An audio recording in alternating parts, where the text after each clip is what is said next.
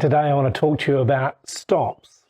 Stops in photography jargon are a measurement of light of exposure value. It's the halving or doubling of the setting that controls the exposure on a camera. These are aperture, shutter speed and ISO. The aperture in a lens controls the amount of light that enters the camera. The shutter speed controls how long the sensor in the camera is exposed for, and the ISO is how responsive the sensor is to light. Stops are used to measure each of these controls. ISO settings are relatively straightforward. Changing from 100 to 200 ISO is one stop. The sensor becomes twice as responsive to light.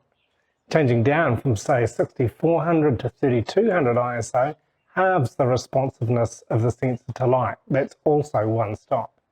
The numbers for ISO are pretty easy to remember. Shutter speed settings control how long the shutter remains open and how long the light can reach the sensor when you take a photo. So 1/250th of a second is twice as fast as 1/25th of a second and lets in half as much light as when you set your shutter speed to 1/25th. That's one stop.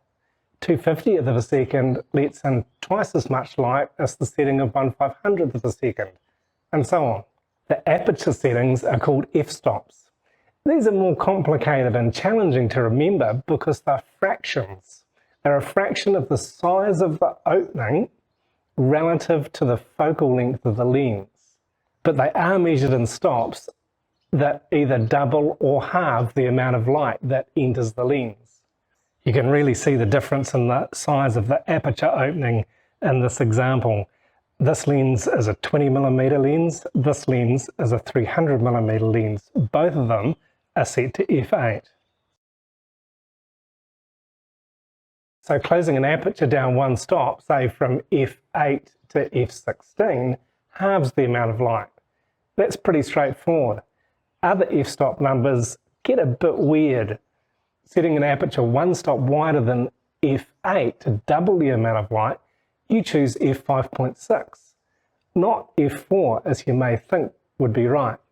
f4 is actually one stop more than f5.6, and f2.8 is one more than f4. Don't be put off by this, they're actually not hard to memorize and put into use. What complicates this even more is that on digital cameras now you can make changes in 1/3 increments, so there are way more numbers to remember. The best thing to do is to memorize the full f-stop numbers. Once you can do that, you'll be much quicker and much more flexible when setting your exposures in manual mode, allowing you to concentrate more on the creative aspects of photography.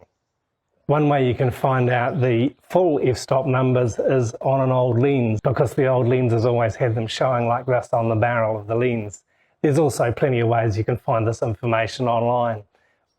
Once you do pick it up, you'll be able to change your aperture setting, your shutter speed setting and your ISO setting in relation to each other to either increase or decrease your exposure, or to keep an exposure balance but to have a shallower depth of field or a deeper depth of field, or to allow for motion blur or to freeze the motion in your photos. It's really not that difficult when you commit to it. Give it a try. That's a challenge for you to figure out memorizing the f-stop numbers and putting them to use along with the shutter speed numbers and the ISO numbers, which will free you up to be more creative with your photography.